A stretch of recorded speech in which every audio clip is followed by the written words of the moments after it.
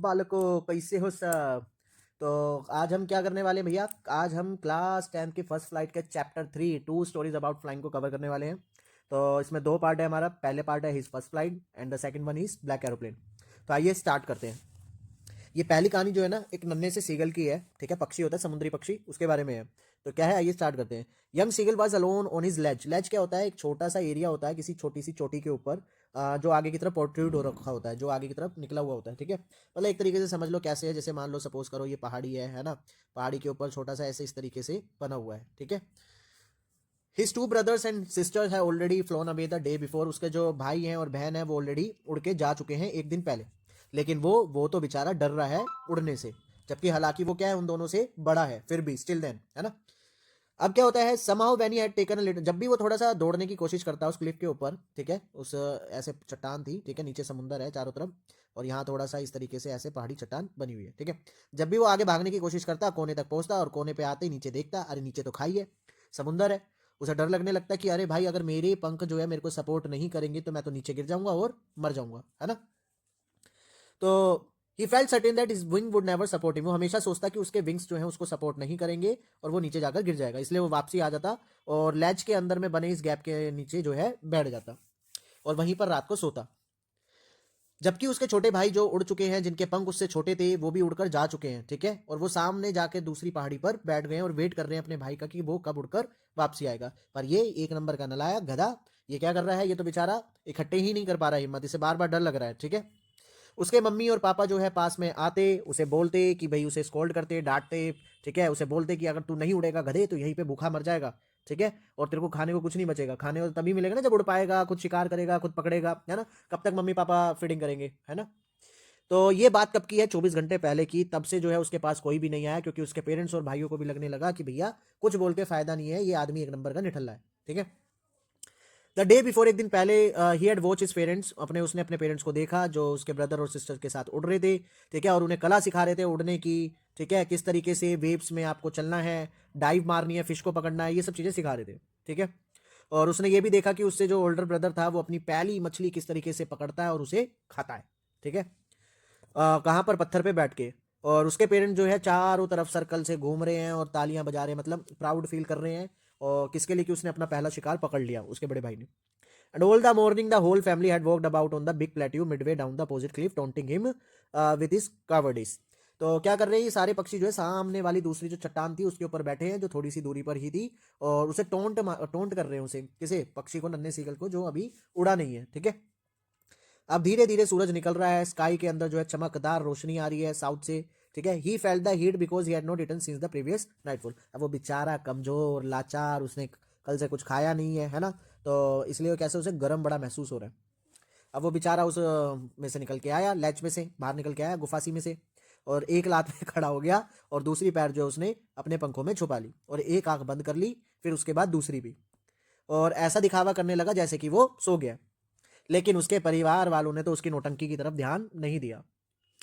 उसने देखा कि उसके दोनों भाई और उसकी बहन जो है सामने प्लेट्यू पे बैठी जो है, क्या कर रहे हैं, उन्होंने मतलब नींद ले रहे हैं, वो तो अच्छी खासी सोए हुए हैं, उसकी तरफ कोई ध्यान ही नहीं दे रहा। उसके पिता जो है अपने फेदर्स को ठीक कर रहे हैं, ढंग से अरेंज कर रहे हैं, ठीक है। पक्षी अक्सर करते रहते हैं, अपने पंखों को इधर उधर अलाइन करते रहते हैं अपनी चोंच से। बस उसकी माँ देख रही थी उसे, माँ तो माँ होती है, चाहे वो पक्षी की हो, चाहे जानवर की हो, चाहे इंसान की हो, है ना। तो माँ तो देख रही थी कि मेरा बेटा जो है बेचारा वहां पर भूखा परेशान पड़ा है, लेकिन वो भी फैमिली के डर से जो है उसके पास नहीं जा रही थी, ठीक है। Her white breast thrust forward now and again. She tore at a piece of fish that lay at her feet and then scraped each side of her beak on the rock. उसके पास क्या थी, एक मछली थी, उस मछली को वो क्या कर रही थी, फाड़ रही थी अपनी चोंच से, और इधर उधर जो है अपनी चोंच से उसको पत्थर पे घसीट रही थी, ठीक है। अब वो जो पक्षी जो उड़ नहीं पा रहा था, उसने जब ये देखा तो पगला गया, बौखला गया, है ना।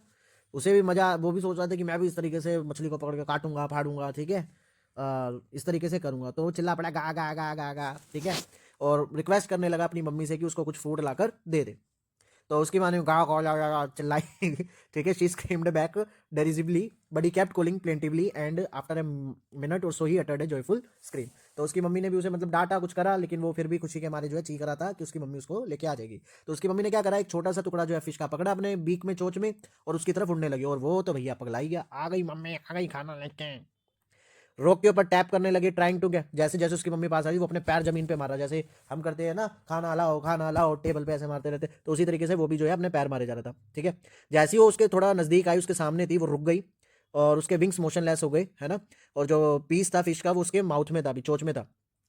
तो उस तक पहुंचने के लिए उसने क्या करा, पहले तो थोड़ा सा रुक के वेट करा और सोचने लगा कि मम्मी अब आगे क्यों नहीं आ रही है, और ठीक है, लेकिन वो भूख के मारे तो पकड़ा रहा था।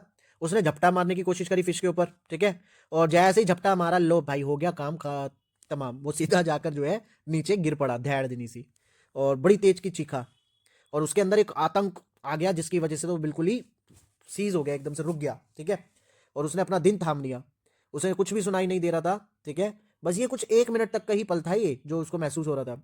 अगले ही मोमेंट उसने फील करा कि उसके विंग्स जो हैं बाहर की तरफ खुल रहे हैं, और ये जो विंड है वो उसके ब्रेस्ट से फैदर से टकराती हुई क्रॉस हो रही है।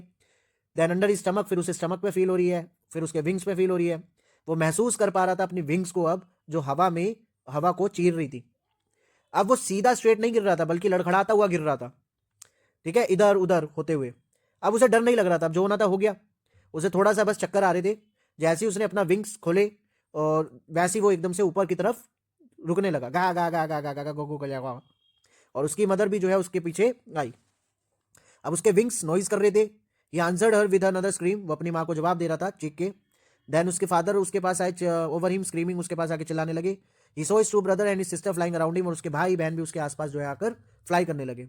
ठीक है, इधर उधर कलाबाजियां काट रहे थे। और फिर फाइनली वो भूल गया कि भाई उसे तो उड़ना नहीं आता था। ठीक है, अब उसे क्या है, अब तो वो उड़ रहा है ना। And commanded himself to dive and soar and curve and shaking shrilly, और वो भी इधर उधर डाइव मारने लगा। ठीक है, कलाबाजियां करने लगा। He was near the sea now, अब वो बिल्कुल जो है समुद्र के पास पहुंच गया था, फ्लाइंग स्ट्रेट ओवर इट, सीधा उड़ते हुए। He saw a vast green sea beneath him, उसने देखा कि नीचे बिल्कुल हरा समंदर है। अब ये हरा समंदर कहाँ से आ गया, समंदर तो नीला होता है भैया, है ना, क्योंकि भैया समुद्र में भी क्या होती है, काई होती है ना, काई की वजह से क्या हो जाता है, वो हरा दिखाई देता है, पूरे में फैल जाती है काई। ठीक है, with little ridges moving over it and he turned his big sideways and cowed immediately, तो आवाज कर रहा था नीचे गिरते हुए, है ना।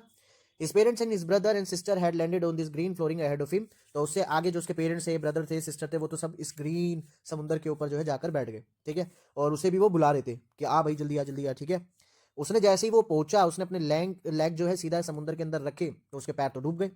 वो थोड़ा सा डर के मारे चिल्ला "उई" गया, और उसने अपने पंख फड़फड़ाए, लेकिन बेचारा कमजोर हो गया था, खाया नहीं था ना कुछ कई दिनों से, तो इसलिए वो उड़ नहीं पाया, थक चुका था।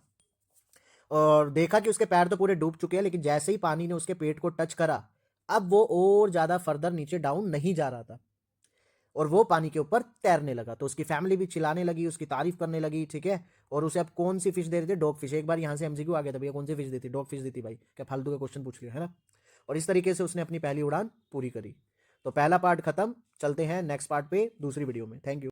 चैप्टर 3 के सेकंड पार्ट पे, तो सेकंड पार्ट क्या कह रहा है, चैप्टर का नाम है द ब्लैक एरोप्लेन, काला हमारा हवाई जहाज। ठीक है, मून जो है ईस्ट से निकल रहा था, अच्छा सन निकलता था ईस्ट से, मून भी निकल रहा, ओके। और मेरे पीछे की बात है ये, मेरे पीछे जो है चांद निकल रहा था ऊपर, क्योंकि क्या था कि ये एरोप्लेन में बैठा हुआ है pilot, and stars were shining in the clear sky above मी, और मेरे ऊपर बिल्कुल खुला साफ आसमान, और उसमें टिमटिमा रही हैं तारे। कोई भी क्लाउड स्काई के अंदर नहीं था, और मैं बड़ा खुश था कि इस अकेले सफर में मैं अकेला वहां पर अपने जहाज में उड़ रहा हूं, और नीचे मेरे जो है पूरी कंट्री सो रही है, रात का समय भैया। ठीक है, मैं अपना ओल्ड डकोटा एरोप्लेन उड़ा रहा था फ्रांस के ऊपर, और कहां जा रहा था मैं, इंग्लैंड, ओके।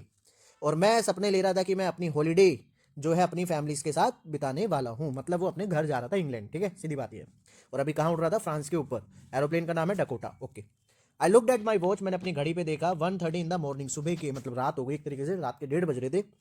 मेरे को पेरिस कंट्रोल में कॉल करना चाहिए, क्योंकि परमिशन लेनी पड़ती है ना जब भी कहीं से गुजर रहे होते हैं कि ओल्ड अकाउंट हम जो है यहाँ से पास आउट होने वाले हैं, इस तरीके से। As I look down past the nose of the aeroplane, I saw the lights of a big city in front of me, तो जैसे ही मैंने थोड़ा सा आगे देखा नीचे की तरफ, एरोप्लेन की नोज की तरफ जो आगे का हिस्सा होता है, तो मैंने देखा नीचे एक बड़ा सा शहर है मेरे सामने, और वो लाइटों से सजा धजा पड़ा है। मैंने तभी जो है स्विच ऑन करा रेडियो का और बोला, Paris control, Dakota DS-088 here, can you hear me, I am on my way to England, over. तो वो अपनी बताता है कि ऐसे ऐसे हम जो है कहाँ जा रहे हैं, इंग्लैंड जा रहा हूँ, पेरिस कंट्रोल से मैं कनेक्ट करने की कोशिश कर रहा हूँ, मेरा प्लेन जो है डकोटा है DS-088, क्या मुझे सुन पा रहे हैं। तो वही साथी है रेडियो से, बिल्कुल जी DS-088 मैं आपको सुन सकता हूँ। ठीक है, अब आपको जो है 12 डिग्री वेस्ट की तरफ मुड़ना है, ओवर। डायरेक्शन बता दी उन्होंने कि इंग्लैंड जाना है तो कहाँ से मुड़ना है ना। मैंने मैप को चेक करा, कंपास को चेक करा, स्विच करा मैंने अपने सेकंड और लास्ट फ्यूल टैंक पे, इंपॉर्टेंट है ये बात, लास्ट फ्यूल टैंक था उसका, और उसने डकोटा को 12 डिग्री जो है वेस्ट की तरफ मोड़ दिया, जो इंग्लैंड की तरफ था। उसने गैस किया कि मैं सुबह तक ब्रेकफास्ट के टाइम पर पहुंच जाऊंगा और एक बढ़िया सा इंग्लिश ब्रेकफास्ट करूंगा। सब कुछ बहुत बढ़िया चल रहा था, इजी फ्लाइट थी। पेरिस अभी 150 किलोमीटर पीछे जो है मेरे छूट चुका था, ठीक है, जब मैंने देखा कि मेरे सामने क्लाउड्स है। और ये क्लाउड्स कैसे थे, स्टॉर्मी, तूफानी, बहुत बड़े बड़े, ऐसे लग रहे थे जैसे ब्लैक माउंटेन्स हैं जो मेरे सामने खड़े हैं। मुझे पता था मैं इनसे ऊपर उड़कर नहीं जा सकता, ठीक है, and did not have enough fuel to fly around them to the north और साउथ, और घूम के भी मैं नहीं जा सकता क्योंकि इतना फ्यूल नहीं है। I want to go back to Paris में, मुझे लगा कि मुझे पेरिस वापसी जाना चाहिए जो 150 किलोमीटर पीछे छूट गया। लेकिन मेरे को घर भी पहुंचना था यार, मेरे को ब्रेकफास्ट खाने की भी मन में बहुत हो रही थी, है ना। I will take the risk, उसने कहा मैं रिस्क लूंगा, and flew that old Dakota straight into the storm, उसने सीधा तूफान में बादलों के अंदर वो अपना प्लेन बाढ़ दिया, उछेड़ दिया। क्लाउड्स के अंदर जाके ही अचानक से सब कुछ ब्लैक हो गया, ठीक है, और उसे बाहर कुछ भी नहीं दिखाई दे रहा था, और उसका जो एरोप्लेन है इधर उधर हवा में ट्विस्ट होने लगा। मैंने कंपास को देखा तो मेरी आंखों मेरे को विश्वास नहीं हुआ अपनी आंखों पे, कंपास जो है भैया राउंड राउंड राउंड राउंड घूम रहा है, खराब हो चुका है।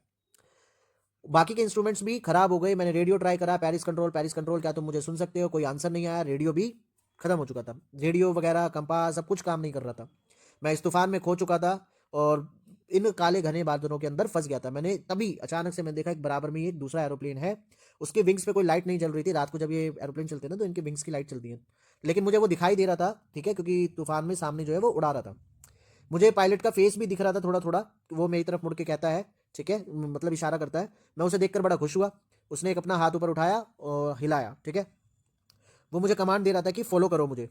तो उसे पता था कि मैं खो चुका हूँ। मैंने सोचा चलो ठीक है, वो मेरी मदद करने की कोशिश कर रहा है, और मैंने उसका एरोप्लेन उसकी तरफ मोड़ डाला, so that it would be easier for me to follow him, और वो मेरे आगे जो है अपना एरोप्लेन लगा देता है और मैं उसको पीछे पीछे फॉलो करता रहता हूँ, ठीक है। मैं बड़ा खुश था कि जो है एक स्ट्रेंज एरोप्लेन मिल गया और मैं एक बड़े आज्ञाकारी बच्चे की तरह उसके पीछे पीछे चल दिया। आधा घंटा बीत चुका था, ठीक है, मैं अभी भी वो मेरे आगे उड़ रहा था, बट अब मेरे पास ज़्यादा फ्यूल नहीं बचा था जो 5 से 10 मिनट तक का और मैं उड़ान भर सकता था। अब मेरे को थोड़ा डर लगने लगा कि अगर मैं टाइम पर नहीं पहुंचा तो क्या होगा। अब वो अचानक से नीचे जाने लगा, ठीक है, और मैं भी उसको फॉलो करने लगा, और देखते ही देखते मैं क्लाउड से बाहर आ गया और मेरे को सामने दो स्ट्रेट लाइंस दिख रही थी, ठीक है, जो एयरपोर्ट पे होती है ना लैंडिंग के लिए। ये एक रनवे था एयरपोर्ट का, मैं सेफ था, मैं बच गया, ठीक है। मैंने इधर उधर देखने की कोशिश करी ब्लैक एरोप्लेन के, तो वो अब था नहीं। स्काई बिल्कुल एम्प्टी हो चुका था, वहां पर कुछ भी नहीं था, ब्लैक एरोप्लेन जा चुका था, मुझे कहीं दिखाई नहीं दे रहा था। मैंने लैंड किया, ठीक है, और सीधा मैं कंट्रोल टावर गया, और वहां पे जाके मैंने वुमेन से पूछा जो कंट्रोल सेंटर में बैठी हुई थी कि वो दूसरा पायलट कहाँ है जो मेरे साथ था। तो मैं उसे थैंक यू कहना चाहता हूँ। वो मेरी तरफ देखने लगी अजीबो तरीके से और हंसी और बोली दूसरा एरोप्लेन इस तूफान में? नहीं नहीं सर, सिर्फ आप ही आज जो है अकेले इस आसमान में अपना प्लेन उड़ा रहे थे, इसके अलावा और भी किसी पायलट को इंस्ट्रक्शन नहीं दिया गया था तूफान की वजह से। तो उसने पूछा कि अरे यार, यहाँ पे मेरे को सेफली किसने लैंड कराया जब मेरा कोई कंपास रेडियो काम नहीं कर रहा था या टैंक में मेरे पास सब फ्यूल भी खत्म होने वाला था। आखिरकार उस स्ट्रेंज ब्लैक एरोप्लेन में बैठा कौन था जो इस तूफान में बिना लाइट्स के जो है ट्रैवलिंग कर रहा था, ट्रैवलिंग मतलब उड़ा रहा था, ठीक है।